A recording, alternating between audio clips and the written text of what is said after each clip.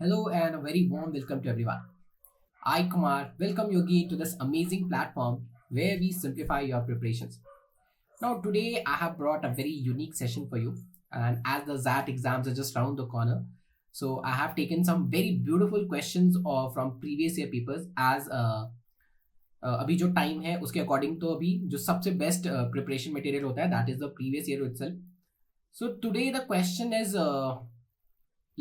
means it's kind of puzzles, means whatever question we are taking it's not a normal question, it's a kind of puzzles. So I agree कि आपको तो I believe कि आपको सारा कुछ आता होगा, ठीक है, all your revisions must be done. So today we'll not be learning any new thing but I'll be showcasing how to solve these kind of questions. अगर ऐसे questions अगर आपके पेपर में आते हैं so how you can approach to it, ठीक है, in a minimum amount of time. So without taking much of your time, let's start with this wonderful session. So here we have the first question. Now, what does the first question says? It says that Mr. Huze buys some eggs. Okay, so he has bought some amount of eggs. After bringing the eggs home, he finds two to be rotten and throws them away. Okay, so he has bought certain number of eggs. उसमें से उसने क्या देखा कि two of them is rotten and he is throwing them away. Of the remaining eggs, he puts 5 by 9th in his fridge. Now, since I have to take 5 by 9th of something, ठीक है, so instead of assuming the remaining number of eggs as x, y or z, it will be much better if I'll assume that the remaining egg is what it is 9x. इसका benefit क्या होगा? इसका benefit ये होगा कि you don't have to deal with fractions. Dealing with fractions always take a lot of time. ठीक है, so what I'll assume, okay, let the number of remaining eggs, ठीक है, means after he has thrown two of the eggs, so the number of remaining eggs is what? Let the number of remaining eggs is 9x. Okay. Next, he puts 5 9th in his fridge. So 9x में से what he's doing, he's putting 5 by 9th of it. So 5 by 9th of 9x will be what? So it will be 5x. So ये जो 5x eggs है उसे वो क्या कर रहा है, अपने फ्रिज में रख रहा है and brings the rest to his mother's house. So how much egg he's bringing to his mother's house? It will be 4x. ठीक है, 4x और टोटल x कितना हो जाएगा? Total x will be 9x plus 2. ये 2 क्या है? This is the 2 rotten eggs, okay, which he threw initially. So the number of eggs he brought to his mother's house is 4x. Now what does her mother does? She cooks 2 eggs and put the rest in her fridge. Okay, now out of this 4x, what she is doing, she is cooking 2 of them और जो भी बचा हुआ है, ठीक है, now she is keeping remaining in her fridge. If her fridge cannot hold more than 5x, मतलब इसकी जो वैल्यू होगी ना, it will be the number of eggs will be either equals to 5, ठीक है, or it should be less than 5. Why? Because the fridge cannot hold more than 5 eggs. तो अगर आप इसे सॉल्व करोगे तो ये क्या हो जाएगा? 4x should be less than 7. So now we have this inequality. 4x should be less than 7. So what do you think could be the value of x? Since I have assumed nx, अब x की जो value है ना वो fraction नहीं हो सकती, या इवन फ्रैक्शन हो सकती है लेकिन वो कैसा होना चाहिए? 1/3, 1/6, मतलब any number which is a multiple of 3. अगर आपने फ्रैक्शन रखा, जैसे मान लो 1/2 रखा, 1/5 रखा, तो उससे प्रॉब्लम क्या होगा? The number of x will be what? It will not be a natural number, और ये तो फीजिबल नहीं है. नंबर ऑफ एक्स तो हमेशा नेचुरल नंबर होगा, ठीक है. So what we can see that कि अगर मैं x की वैल्यू देखूं तो x की वैल्यू ना, अगर 4x should be less than 7, तो x की वैल्यू सिर्फ 1 ही फीजिबल हो रहा है. अगर आप x की वैल्यू 2 रख दोगे तो ये क्या हो जाएगा? 8 इज लेस देन 7, ये तो करेक्ट नहीं हो रहा है. It means that the value of x will be what? The value of x should be what? It should be 1. So if x is 1, okay, so what we have to find? So what is the maximum possible number of x bought by Mr. Huse? So the maximum number of x will be what? It will be 9 times of 1 plus 2. That's 11. तो actually आप देखोगे तो इस question में कुछ ऐसा खास calculation नहीं है, ठीक है. It's a very simple question, it has very less calculation, yes, but we have to give a thought before solving it. हमें थोड़ा तो सोचना पड़ेगा. So this was the first question of the day. Okay, let's move towards the next question. The next question is question number 2. Again what does this question says? It says that the least common multiple of a number and 990 is 690. ठीक है, यानी आपके पास एक number n है और एक number है 990. जब आपने n और 990 का एलसीएम निकाला ना, the LCM is what? LCM is coming as 6930. Okay, the greatest common divisor of the number and 550 is 110, और जो नंबर n और 550 है, ठीक है, अगर मैं इनका HCF निकालूं, the HCF of this is what? It is 110. Now if the HCF of these two number is 110 or the greatest common divisor is 110, so we can say that कि 110 is the biggest number जिससे ये और ये दोनों divide हो रहा है. HCF का मतलब क्या होता है? हाईएस्ट कॉमन फैक्टर, और the biggest number that can divide both the numbers. यानी we can say that n will be any number of the form 110k. ठीक है, n will be any number of the form 110k. ठीक है, so from this line I am having this information कि n कोई भी number है of the form 110k. Now what we have to do, we have to take the LCM of 110k and अब आपको दो numbers का LCM लेना है. एक है 110k और एक है आपका 990. ना अगर मुझे इसका एलसीएम लेना है, first of all let's divide it by 110. 110 से दोनों डिवाइड होगा, this will B k times and this will B 9 times.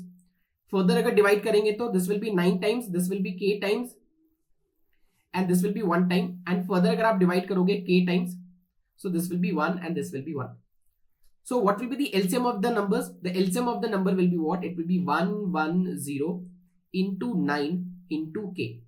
But as per question, ठीक है, LCM क्या दे रखा है? 6930. तो 0 और ये 0 कैंसिल हो जाएगा. ठीक है, 11 के टेबल में 66 यानी 6 टाइम्स और ये 3, और 9 के टेबल में ये 7 टाइम्स में. It means that the value of k is what? K is 7. So if k is 7, so what will be the number? The number will be 770. ठीक है, तो माई नंबर, वैसे तो और भी कुछ हो सकता है लेकिन तो हमें तो लीस्ट नंबर चाहिए. सो द लीस्ट नंबर, ठीक है, will be 770. So if the least number is 770, okay, what we have to get? The sum of the digits. So sum of digits निकालोगे तो क्या हो गया? 7 + 7 + 0, that's 14. So for question number 2 the answer is what? It's 14, that's 14. ठीक है, मजा आया? Let's do one more question. So next we have is question number 3. So in question number 3, what information we have? It says that the addition of 7 distinct positive integers is 1740. So we have 7 distinct integers. Okay, let us take that it is x1, x2 up to x7. If you are adding all the numbers, okay, इनका जो summation आ रहा है वो क्या आ रहा है? 1740 है. There are 7 distinct integers, okay, and we'll be adding all the 7. The answer is 1740. What is the largest greatest possible common divisor of these 7 distinct positive integers? तो ये जो distinct positive integers हैं उनका largest HCF या largest GCD क्या हो सकता है? तो suppose I am assuming that जो largest GCD है वो A है, ठीक है, या ये 7 numbers है, इनका जो HCF है that is A. So if the HCF is A, it can be written as x1 is nothing but it is A times of k1. उसी तरह x2 will be written as A times of some number k2. A3 will be written as x3 will be written as A into k3. वैसे ही it will be written as A into k7. क्योंकि अगर HCF A है, ठीक है, तो ये भी A into something होगा, ये भी A into something, या ये भी A, वैसे ही सारे numbers, and we can say that it will be 1740. ठीक है, if I'll take A common, ठीक है, so I'll have k1 plus k2 plus k3 up to k7. Okay, and the value should be what? It should be 1740. अच्छा, question क्या बोला है? We have to maximize the HCF, ठीक है, और we have to maximize the GCD. यानी A की जो वैल्यू है ना वो मैक्सिमम होनी चाहिए. Now A into this is constant value, that's 1740. यानी if I have to maximize A, I need to minimize this value. ये जितना मिनिमम होगा, ठीक है, उतना मेरा काम पॉसिबल हो जाएगा. So what are the minimum values of k1, k2, k3, k4 आप ले सकते हो. And considering हमें ये क्या रखना है? Positive integers रखना है. So the minimum positive integers I can keep for k1, k2, k3, जिससे ये पूरा सम मिनिमम हो, वो क्या होगा? It will be 1, 2, 3 up to 7. ये सबसे स्मॉलेस्ट नंबर्स का कॉम्बिनेशन हो सकता है. ठीक है, अगर आप इसे सॉल्व करोगे यानी 1 से 7 तक n नेचुरल नंबर्स, तो इसका सम क्या होगा? 7 into 8 by 2. Simply I am using the formula of n into n plus 1 by 2. Sum of n natural numbers is n into n plus 1 by 2. इसको सॉल्व करोगे तो ये 7 into 4 यानी 28. यानी this should be a into 28, ठीक है, equals to 1740. ठीक है, a इंटू 28 शुड बी 1740, लेकिन अभी अगर मैं a को वैल्यू निकालूंगा तो a की वैल्यू क्या हो जाएगी 1740 अपॉन 28। ठीक है, तो इसकी वैल्यू क्या है 1740 डिवाइड बाई 28। ओ सॉरी, लेकिन अनफॉर्चुनेटली ये जो नंबर है ना ये क्या आ रहा है, ये डेसिमल्स में आ रहा है। सो that's why this value of a will not be acceptable. क्यों ये एक्सेप्टेबल नहीं होगा, क्योंकि अगर ये डेसिमल्स में है तो a into this will be decimals, a into 2 will be decimals, और हमें क्या रखने हैं, we have to take positive integer numbers, यानी 28 इज द मिनिमम कॉम्बिनेशन, ठीक है, जो पॉसिबल है, लेकिन 28 पे ये वर्क नहीं कर रहा है। तो अगर 28 पे वर्क नहीं कर रहा है तो इसके बाद का जो नेक्स्ट नंबर है, ठीक है, उस पे देखते हैं कि शायद उस पे वर्क कर जाए। देखो मुझे इसे एज मिनिमम एज पॉसिबल रखना है, तो सबसे मिनिमम वैल्यू तो 28 हो रही है, but when I am keeping 28 I am getting the value of a as decimals, so that's why 28 is not acceptable. तो 28 के बाद नेक्स्ट स्मॉलर नंबर क्या हो सकता है, ठीक है, 28 के बाद नेक्स्ट स्मॉलर नंबर क्या हो सकता है, सो नेक्स्ट स्मॉलर नंबर क्या हो सकता है 29। ठीक है, तो अगर मान लो इनका जो सम है, ठीक है, अगर वो 28 नहीं ले रहा, मान लो मैं नेक्स्ट नंबर ले रहा हूं इससे बड़ा, 28 से नेक्स्ट बड़ा नंबर क्या हो जाएगा 29, तो a इंटू 29 देखो क्या हो रहा है, a इंटू 29 अगर मैंने रखा तो ये क्या आपको a की वैल्यू कुछ नेचुरल नंबर दे रहा है क्या, सो 1740 divide by 29, yes I am getting 60। In this case, I am getting a as 60. देखो, again I am saying that minimum value was 28, but unfortunately when I am keeping 28, I am getting the value of a as decimals, और हमें वो नहीं रखना क्योंकि question clearly said that the numbers are positive integers. If you keep the value of a as 62.14, all the numbers will not be natural numbers, they will be our decimal numbers. So since 28 is not working for it, okay, that's why we are looking for a number that is higher to it. तो 28 के बाद जो next higher number क्या होगा 27, 29, और 29 basically कैसे हो सकता है, जैसे ये 1 2 3 4 5 6 7 था ना, instead of 7 I am taking it as 8, so 1 2 3 4 5 6 plus 8, तो ये टोटल सम कितना हो जाएगा 29। तो अगर ये टोटल सम 29 है तो आंसर क्या हो जा रहा है a equals to 60। Okay, so the maximum HCF of this combination can be what, it can be 60। Alright, again अगर आप देखोगे तो फिर से ऐसा बहुत ज्यादा कैलकुलेशन नहीं है, ठीक है, जो भी आज क्वेश्चन हम कर रहे हैं ऐसा बहुत ज्यादा कैलकुलेशन वाला नहीं है, लेकिन थोड़ा सा लीक से हटके है तो थोड़ा हमें सोचना पड़ेगा। Okay, so that's question number 3 for you. Let's try one more question. So next question is question number 4, and what it says, let's see. When opening his fruit shop for the day, a shopkeeper found that his stock of apples could be perfectly arranged in a complete triangular array. Now what this complete triangular array is, that is every row with one apple more than the row immediately above, going all the way up, ending up with a single apple at the top. यानी इन्होंने जिसके पास जितना भी apples था, ठीक है, उसने arrange कैसे किया, at the top he is having only one Apple, next वाले लाइन में he is having 2 apples, next वाले लाइन में ही विल बी कीपिंग 3 एप्पल्स, ठीक है, नेक्स्ट वाले लाइन में ही will B keeping 4 apples, next वाले लाइन में ही विल बी कीपिंग 5, उससे नेक्स्ट वाले में 6, ठीक है, so he is arranging his apples, और he can arrange his apples in this manner. Next, during any sales transaction, apples are always picked from the upper most row and going below only when the row is exhausted. अब इसका मतलब क्या है कि अगर कोई customer आया उसके पास and he asked him the apple, or the customer is asking the apple, so what the person will be doing, for example, if suppose I came to his shop, okay, and I'm asking him 5 apples, so first of all he'll take the first one, then these 2, and then 1 2 3 4 5, like this he'll give, मतलब ऐसा randomly he'll not take from the center and give me 5 apples, he will be going in systematic manner, first this, then this, then this, then this, then this, then this, like this. Okay, when one customer walked in the middle of the day, she found an incomplete array in displaying having 126 apples totally. तो somewhere in the midday, ठीक है, जब उसने start किया it was complete array, ठीक है, then जब उसने स्टार्ट किया it was complete array, लेकिन जब एक लेडी आई उसकी दुकान पे, उसने क्या ऑब्जर्व किया कि some of the apples have been sold out, ठीक है, कुछ एप्पल्स जो थे वो सोल्ड आउट थे, दैट्स वाई ये जो एरे है वो कैसा इनकम्प्लीट है। Next, how many rows of apples complete and incomplete were seen by this customer? तो जब ये कस्टमर आया तो उसने कितने रोज देखे होंगे, जैसे ये फर्स्ट सेकंड थर्ड, ऐसे कितने रोज उसने देखे होंगे। Assume that the initial stock did not exceed 150 apples. So initially जो इसके पास टोटल नंबर ऑफ एप्पल्स है वो कितने हैं 150, ठीक है, तो करंटली आई डोंट हैव कि कितने एप्पल्स है उसके पास, ठीक है, 1 रो, 2 रो, 3 रो, 5 रो, 10 रोज कितने हैं currently I don't know, but I have an idea. Okay, there are total 150 apples. लेकिन एक सिस्टमैटिक वे है, जैसे फर्स्ट रो में हमेशा 1 एप्पल, फिर यहां पर 2 एप्पल्स है, ठीक है, यहां पर 1 है, यहां पर 2 है, यहां पर 3 है, यहां पर 4 है. यानी जैसे जैसे आप रोज बढ़ते जाओगे it is increasing by 1.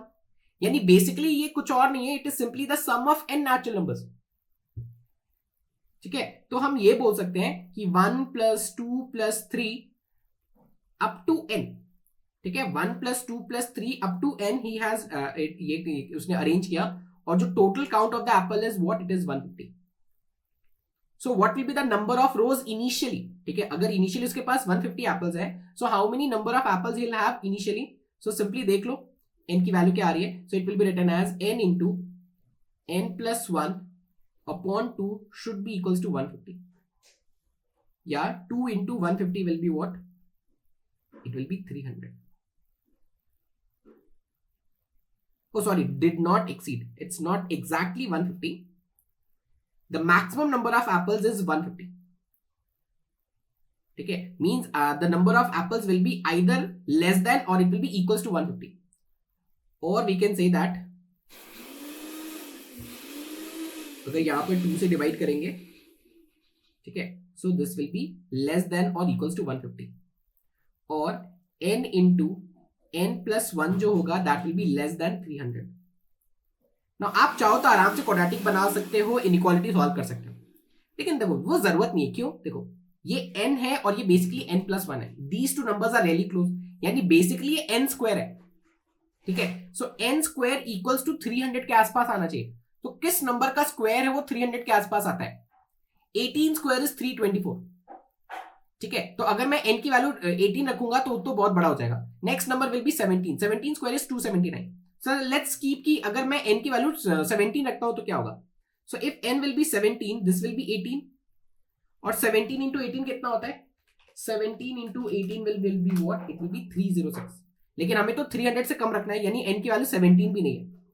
So if n is not 17, let's try for another smaller number, that will be 16. अगर n की वैल्यू 16 होगी तो ये क्या होगा? 16 into 17. 16 into 17 is 272, and 272 is definitely less than 300. So this means that initially the number of apples he is having is what? Initially the number of apples he will be having will be, it can be decorated in 16 rows. ठीक है, total 16 रोज है, 1 2 3 4. सो what will be the total count of the apples initially? The total count of apples will be what? It will B 16 into 17/2. n into n + 1/2 सिर्फ मैंने कर दिया है. सो 17 into 8, that's 136. Definitely it is less than 150. So initially he started off with 136 apples. ठीक है, और total कितने number of रोज है?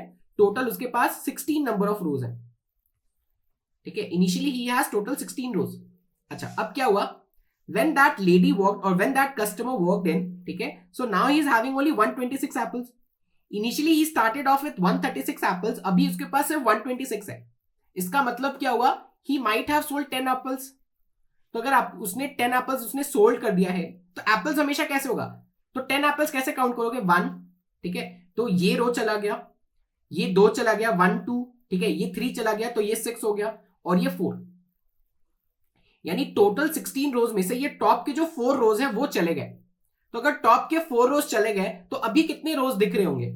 सो अभी जो रोज दिखेंगे that will be 4 rows. Subtract कर लो इसमें से, यानी 12 रोज.